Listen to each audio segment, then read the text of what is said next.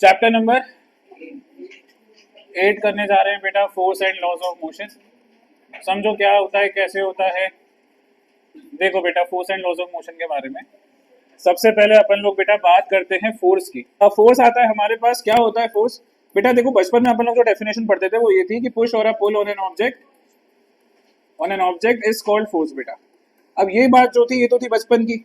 अब बेटा फोर्स में इतनी सी कहानी नहीं चलेगी। फोर्स में बेटा बहुत सारी चीजें आ जाएंगी, उनका फॉर्मूला आ जाएगा, फोर्स निकालने का फॉर्मूला आ जाएगा, टाइप्स ऑफ फोर्सेस आ जाएंगे, ठीक है, उसका क्या इम्पैक्ट होता है, फोर्स बेटा किसी बॉडी पे लगाया तो उस बॉडी के साथ क्या होगा, ये वाली सारी चीजें हमारे को इस चैप्टर में पढ़नी है, ठीक है। इसलिए चैप्टर का नाम क्या है, force and laws of motion, ठीक है बेटा। अब देखो सबसे पहले बेटा ये बेसिक डेफिनेशन होती थी, किसी भी ऑब्जेक्ट को अपन ने धक्का लगाया या खींचा तो हम लोग बेसिकली उस पर क्या लगा रहे हैं, फोर्स लगा रहे हैं। लेकिन बेटा अब यहाँ पे जैसे ही अपन लोग फर्स्ट लॉ ऑफ मोशन की तरफ बढ़ेंगे तो आपको पता चलेगा सिर्फ फोर्स इतनी सी डेफिनेशन पर बेस नहीं है, बहुत अच्छी बड़ी चीज है। अब बात आती है बेटा कि हम लोग फोर्स से कर क्या क्या सकते हैं बेटा। मतलब अगर हम किसी चीज पे फोर्स लगाएं तो हम लोग क्या क्या चीजें कर सकते हैं। तो एप्लीकेशंस ऑफ फोर्स से देखो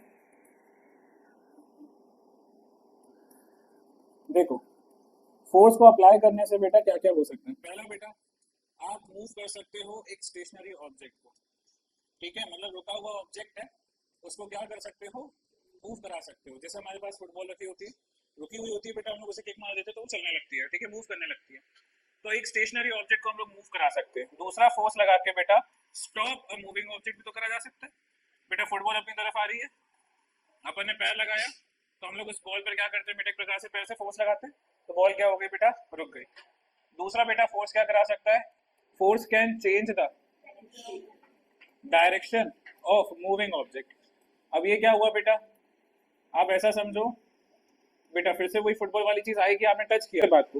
तो ये हमारे पास क्या है बेटा, 14 एप्लीकेशन है फोर्स का। पहला क्या है, स्टेशनरी ऑब्जेक्ट को चला सकती है, चलते हुए ऑब्जेक्ट को रोक सकती है। तीसरा क्या, डायरेक्शन चेंज कर सकती है। चौथा क्या, शेप। अब देखो बेटा हमारे पास आता है नेक्स्ट, बैलेंस्ड और अनबैलेंस्ड फोर्सेस क्या होते हैं। Balanced and unbalanced forces. अब मान लो बेटा राम ने 5 न्यूटन का फोर्स लगाया, ठीक है, इस ऑब्जेक्ट पे, और श्याम ने ऑपोजिट डायरेक्शन में क्या किया बेटा, 5 न्यूटन का फोर्स लगाया। बेटा न्यूटन ना यूनिट होता है फोर्स का, जिसके बारे में डिस्क्रिप्शन अभी थोड़ी देर में दूंगा, लॉज ऑफ मोशन पे आते हैं, ठीक है। बेटा इस बच्चे का नाम था राम, इस बच्चे का नाम था श्याम, और इसने क्या किया, ये ऑब्जेक्ट पे, ये ऑब्जेक्ट रखा हुआ है, इस पे फोर्स लगा रहे हैं। ये जो फोर्स लगा रहा है बेटा वो है 5 न्यूटन का, और ये जो श्याम फोर्स लगा रहा है बेटा वो है 5 न्यूटन का। लेकिन खास बात क्या है बेटा कि इन दोनों का जो डायरेक्शन है वो क्या है, ऑपोजिट है। तो अगर आप नेट फोर्स कैलकुलेट करोगे तो जो नेट फोर्स निकल कर आएगा वो F1 माइनस F2 होगा। 5 माइनस 5 कितना आ जाएगा, 0 न्यूटन का। बेटा जब किसी भी ऑब्जेक्ट पर लगने वाले सारे फोर्सेस का रिजल्टेंट 0 हो जाता है उसे अपन लोग क्या कहते हैं, क्या कहते हैं, बैलेंस फोर्स कहते हैं। बेटा बात समझ में आई। अगर कोई ऑब्जेक्ट है जिसपे बहुत सारे फोर्स लग रहे हैं और उन फोर्सेस की वजह से बेटा जो हमारा ऑब्जेक्ट है उस पे बेटा रिजल्टेंट, जो ऑब्जेक्ट पे जितने फोर्सेस लग रहे हैं उनका जो रिजल्टेंट है वो 0 हो जाए, यानी जो नेट फोर्स है वो 0 हो जाए, तो अपन कहेंगे कि कौन सा केस है बेटा, ये बैलेंस्ड फोर्सेस का केस है। बात समझ में आई। फिर से एक बार रिपीट कर रहा हूँ, अगर हमारे पास कोई भी ऑब्जेक्ट है और उस पर अलग अलग डायरेक्शन से फोर्स लग रहे हैं, लेकिन वो लग इस तरीके से रहे हैं बेटा कि जो नेट फोर्स जब हम निकाल रहे हैं तो वो 0 हो जा रहा है, तो हम लोग कहते हैं कि जो फोर्सेस हैं ये क्या है, बैलेंस्ड फोर्सेस है बेटा। समझ गए। वहीं पर बात आती है अनबैलेंस्ड फोर्सेस की, तो अपन लोग फिर से बेटा राम और श्याम को ले लेते हैं। अब इधर देखो बेटा, यहाँ पर अपन ने इनके बीच में रखा ऑब्जेक्ट। बेटा ये जो राम है इसने जो फोर्स लगाया वो लगाया 5 न्यूटन का, लेकिन श्याम ने जो फोर्स लगाया वो 10 न्यूटन का लगाया बेटा। लेकिन दोनों का डायरेक्शन जो है वो अभी भी क्या है, अपोजिट है। तो अगर आप नेट फोर्स निकालोगे तो वो निकल कर कितना आ जाएगा बेटा, मैं अभी जान पूछ के F2 माइनस F1 कर रहा हूँ आपको समझाने के लिए, ये आ जाएगा बेटा 5 न्यूटन का। अब बेटा जो हमारा ऑब्जेक्ट है वो किस तरफ मूव करने लगेगा, इस तरफ मूव करने लगेगा बेटा, इस तरफ मूव करने लगेगा, और कितने न्यूटन के फोर्स से, 5 न्यूटन के फोर्स से। बात समझ में आ गई, क्या बोला क्या नहीं बोला। फिर से बोल रहा हूँ बेटा एक बार और, हमारे पास दो लोग थे और एक ऑब्जेक्ट था। एक ने बेटा 5 न्यूटन का फोर्स लगाया, दूसरे ने 10 न्यूटन का फोर्स लगाया, लेकिन लगाया काय पे, अपोजिट डायरेक्शन। जब अपोजिट डायरेक्शन में होता है ना बेटा तो हम लोग नेट फोर्स निकालते हैं माइनस करके। तो बेटा जो हमारा ऑब्जेक्ट है अब उस पर फोर्स 0 नहीं हुआ, उस पर 5 न्यूटन का फोर्स लगने लगा, और बेटा अब जो हमारा ऑब्जेक्ट है वो मूव करने लगेगा इस तरफ, ठीक है, किसकी तरफ बेटा, राम की तरफ। क्या अपन को समझ में आई बात? तो ये जो बेटा फोर्सेस फॉर्म हुए, इन सबको क्या बोला जाएगा, अनबैलेंस्ड फोर्सेस।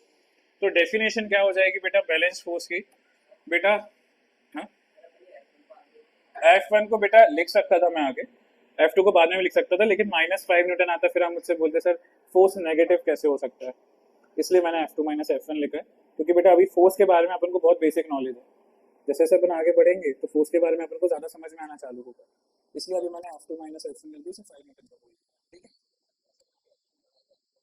नहीं ऐसा कुछ मत बोलो, फोर्स के बारे में अभी कह रहा हूँ ना बेटा, बहुत डिस्क्रिप्शन बाकी है, अभी रुक जाओ, थोड़ा सा समझ में आ जाएगा क्यों ऐसा कर रहे हैं और क्या तरीका होता है।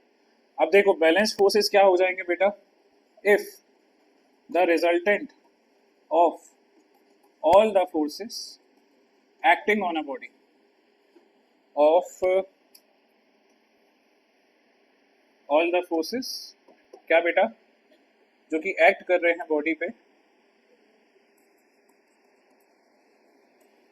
Body is zero, then the forces are called क्या, then the forces are called, बताओ जल्दी से, बैलेंस्ड फोर्सेस। अब इसी डेफिनेशन से बेटा अपन लोग अनबैलेंस्ड फोर्सेस की डेफिनेशन बना सकते हैं, क्या बताओ, if the resultant of all the forces acting on a body is non-zero, then the forces are called बेटा unbalanced forces। बात समझ में? चलो अब न्यूटन ने 3 लॉ दिए थे, Newton first law of motion, Newton second law of motion और Newton third law of motion. First law of motion बेटा इसी के बारे में, मोशन के बारे में एग्जैक्ट डिस्क्रिप्शन देता है और हमारे फोर्स को डिफाइन करता है, ठीक है। तो हम लोग चलेंगे किस पे, Newton first law of motion पे। बेटा Newton first law of motion जो होता है वो क्या कहलाता है, लॉ ऑफ इनर्शिया भी कहलाता है बेटा। अब इनर्शिया क्या चीज है वो भी समझाऊंगा, पहले बेटा इसका स्टेटमेंट देख लो, Newton first law of motion का, जिसे क्या कहा जाता है बेटा, लॉ ऑफ इनर्शिया। अब ये इनर्शिया क्या होता है ये भी समझाऊंगा, लेकिन थोड़ी देर बाद, ठीक है। अब इसका स्टेटमेंट देखो, स्टेटमेंट क्या हो जाएगा, देखो बेटा इसका स्टेटमेंट क्या हो जाएगा वो समझने की कोशिश करो। तो देखो बेटा ये कहता है according to this law, according to this law an object in motion tends to be at same motion, or an object at rest tends to be at rest until and unless an external force is applied on it, ठीक है। समझाऊं बेटा, इनने क्या कहा, एक object जो motion पे है वो सेम मोशन को मेंटेन करता है, एक ऑब्जेक्ट जो रेस्ट पर है वो रेस्ट पे ही रहता है बेटा, कब तक, जब तक बेटा एक एक्सटर्नल फोर्स उस पर एक्ट नहीं करता, ठीक है बेटा। अभी हम लोग किसी बॉल को फेंकते हैं, मोशन में आती है, थोड़ी देर बाद रुक जाती है, क्योंकि बेटा उस पर एक रेसिस्टिव फोर्स एक्ट कर रहा है, जिसे अपन लोग क्या कहते हैं, फ्रिक्शनल फोर्स कहते हैं, ठीक है। अगर फ्रिक्शन नहीं होता तो बॉल रुकती क्या, नहीं रुकती। तो उन्होंने यही बोला है कि बेटा ऑब्जेक्ट अगर मोशन में तो वो उसी मोशन को मेंटेन करेगा, और अगर रुका हुआ है तो रुका ही रहेगा। अब कोई फुटबॉल रुकी तो रुकी रहती है, कब तक रुकी, जब तक हम लोग जाके उसे किक नहीं कर देते। तो हम लोग जो कर रहे हैं वो बेसिकली क्या है बेटा, एप्लीकेशन ऑफ फोर्स, हम लोग अनबैलेंस फोर्स लगा रहे हैं उस पर, एक्सटर्नल यानी बाहरी अनबैलेंस्ड फोर्स लगा रहे हैं, क्योंकि अगर बैलेंस फोर्स लगा तो मैंने आपको बताया था बैलेंस फोर्स एक दूसरे को कैंसिल आउट कर देते हैं। टग ऑफ वॉर होती है, टग ऑफ वॉर देखिए आपने, रस्सी खींचते हैं अपन, तो बेटा जब एक पॉइंट पे जब दोनों टीमें सेम फोर्स लगा रही होती है तो वो बीच में झंडा लगा होता है, वो कहीं मूवमेंट नहीं होता, उसका कहीं मोशन नहीं हो पाता। जैसे ही बेटा एक टीम का कोई प्लेयर ढीला पड़ता है तो क्या होता है बेटा, वो एक साइड खींचना चालू जाता है, क्यों, पहली सिचुएशन में वो बैलेंस फोर्सेस में थे, जैसे ही बेटा वो थोड़ा एक प्लेयर का फोर्स लूज हुआ तो वो काय में आ गए, अनबैलेंस फोर्स में आ गए। एक बार लास्ट फिर से समझ लो बेटा, हमारे पास एक ऑब्जेक्ट है, न्यूटन ने ये बताया कि अगर वो मोशन में तो मोशन में रहेगा, अगर वो रेस्ट पर है तो रेस्ट पे ही रहेगा जब तक कि बेटा एक्सटर्नल फोर्स अप्लाई नहीं होता बेटा, ठीक है। इसके बहुत सारे सिचुएशन मैंने आपको समझाई। अब बात आती है कि लॉ ऑफ इनर्शिया क्यों हो, इनर्शिया प्रॉपर्टी क्या। पहले मैं आपको एक चीज समझाता हूँ। आपने कभी भी जैसे बस में बैठे हो, गाड़ी में बैठे हो बेटा, अगर आपकी बस जो है, जैसे स्कूल से आप निकलते होगे, ठीक है, तो बेटा मान लो आप अपनी बस में बैठे हुए हो, है ना, और बेटा बस अभी क्या है, रेस्ट पे थी, ठीक है। बस जैसे ही बेटा स्टार्ट करती है चलना, बस जैसी मोशन में आती है, हमारे को बेटा एक जर्क फील होता है पीछे तरफ, ठीक है। सेम बस जो अब मोशन में बेटा अगर ये ब्रेक मारेगी तो आपको बेटा एक जर्क फील होगा किस तरफ, आगे तरफ। और जब बेटा मान लो बस स्ट्रेट जा रही है, गाड़ी से आप स्ट्रेट जा रहे हो, गाड़ी ने क्या किया, एक टर्न लिया, तो बेटा हमारी बॉडी इस तरफ जाती है। अगर इस तरफ टर्न लेते हैं, इस तरफ लेते हैं, ऐसे जाती है। क्यों जाती है बेटा? क्योंकि हमारी बॉडी या इस दुनिया में कोई भी बॉडी जो है, उसकी टेंडेंसी होती है वो अपना स्टेट मेंटेन करना चाहती है। अब स्टेट मेंटेन करने का मतलब ये होता है कि अगर ऑब्जेक्ट रुका हुआ था तो वो रुका ही रहना चाहता है, और अगर वो चल रहा था तो वो चलते ही रहना चाहता है। कुछ समझ में आ रहा है? ये दिख रहा है फर्स्ट लॉ। हर एक बॉडी अपनी एक टेंडेंसी शो करती है, अगर वो रुकी है तो वो रुकी रहना चाहती है, वो चल रही है तो वो चलते ही रहना चाहती है बेटा, ठीक है। और अगर कोई उसके स्टेट को चेंज करने की कोशिश करेगा तो वो उसे अपोज करती है, और यही जो प्रॉपर्टी है बॉडी की, उसी को क्या कहा जाता है, इनर्शिया कहा जाता है। एक बार फिर से रिपीट कर रहा हूँ बेटा, अगर जैसे आप पेड़ जो है, पेड़ होता है ना अपना पेड़, अपन उसको हिलाते तो पत्तियां डिटैच हो जाती है ना, तो वो डिटैच क्यों हो रही है बेटा? क्योंकि पेड़ जो था वो रेस्ट पे था, आप उसे मोशन में ले आए। अब जो लीव्स है ना बेटा, लीव्स वो क्या करना चाहती हैं, वो अपने स्टेट ऑफ रेस्ट को मेंटेन करना चाहती है। तो आपने जो फोर्स लगाया वो उसको अपोज करती है, और उसी अपोज करने के प्रोसेस के अंदर बेटा वो लीव डिटैच हो जाती है और नीचे गिर जाती है। बेटा कार्पेट होता है ना, कार्पेट आप लोग क्या करते हैं, मम्मी जब साफ करती है तो बेटा वो कॉटन लेके उससे मारती है, धूल के पार्टिकल्स क्या आगे रह जाते हैं।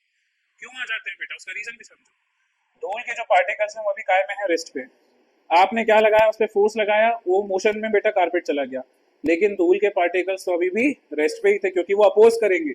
जो फोर्स अपन ने लगाया उसको अपोज करेंगे कि भैया हम मोशन में नहीं आएंगे, और वो बेटा इसी प्रोसेस में क्या हो जाते हैं, कारपेट से सेपरेट आउट हो जाते हैं।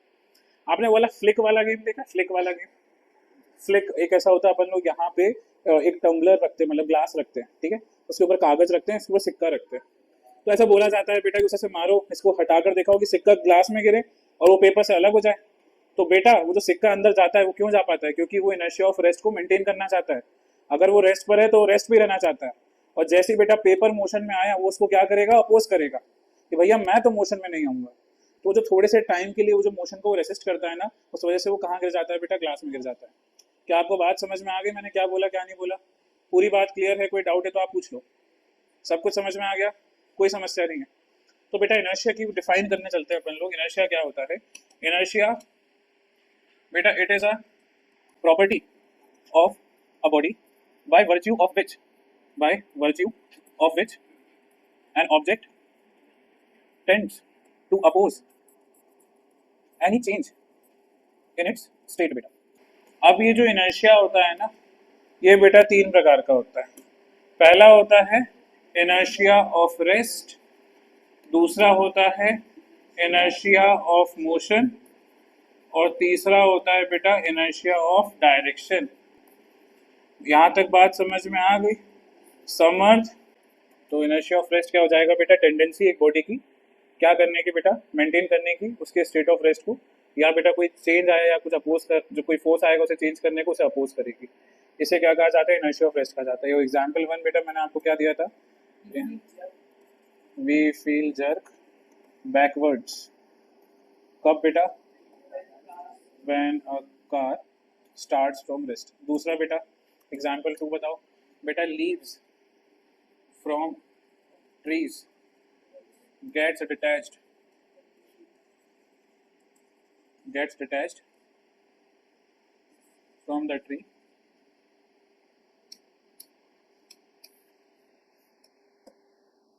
when we try to shake the tree। ठीक बेटा, नेक्स्ट आएगा अपने पास क्या, इनर्शिया ऑफ मोशन। अब इनर्शिया ऑफ मोशन क्या हो जाएगा बताओ बेटा? It is a tendency of a body to maintain क्या, to maintain its state of motion और it opposes any change in its state of motion बेटा। अब इसका एग्जाम्पल में क्या आ जाएगा बताओ? वेरी गुड बेटा। जब अपन लोग क्या करेंगे बेटा, we feel a jerk in forward direction, in forward direction when a car suddenly stops बेटा। ठीक है, नेक्स्ट देखो बेटा, हमारे पास inertia of direction.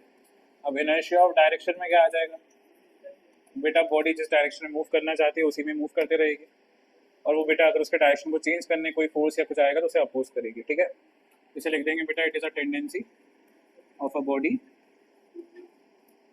To maintain its direction, और the body opposes any change in its direction. ठीक बेटा, अब इसका एग्जाम्पल क्या हो जाएगा? एग्जाम्पल 1 बेटा ये हो जाएगा, we feel jerk sideways when a car suddenly takes a turn। ठीक है बेटा, जैसे ही ये बोला तो यहाँ पे आप ध्यान रखना कि आपका इनर्शिया खत्म हो गया। अच्छा, एक बहुत इंपॉर्टेंट चीज़ आपको बता रहा हूँ, इनर्शिया जो होती है ना बेटा, it is a property of a mass. Inertia is a property of a mass. अब ये क्या मतलब होता है वो समझना, बहुत इंपॉर्टेंट चीज़ समझा रहा हूँ। जैसे बेटा हमारे पास एक फुटबॉल है, ठीक है, हमने क्या किया बेटा, उसको फोर्स लगाया, इजीली मूव कर लेते। लेकिन बेटा अगर एक मान लो आपके पास बड़ा सा पत्थर है, ठीक है, इसको आप बेटा मिलकर भी फोर्स लगाओगे ना, 2-3 बच्चे एक साथ भी फोर्स लगाओगे तो भी आप इसको मूव नहीं करा पाओगे। इसका रीज़न क्या होता है? क्योंकि बेटा इस बॉडी का जो मास है लेटस से वो कितना है बेटा, m है, और बेटा ये जो फुटबॉल थी उसका जो मास था बेटा उसे अपन लोग ले लेते हैं m बेटा। क्योंकि इसका मास ज़्यादा है तो बेटा ध्यान रखो इसका इनर्शिया भी क्या होगा, ज़्यादा होगा। ठीक है, इसलिए भारी पत्थर को उठाने में बहुत ज़्यादा फोर्स लगेगा क्योंकि उसका इनर्शिया बहुत ज़्यादा है। लेकिन फुटबॉल क्योंकि इसका मास हल्का है तो इजीली मूव कर सकती है क्योंकि उसका इनर्शिया कम है बेटा। बात समझ में आ गई? तो हमेशा ध्यान रखना जो इनर्शिया होती है वो क्या होती है, प्रॉपर्टी ऑफ मास होती है।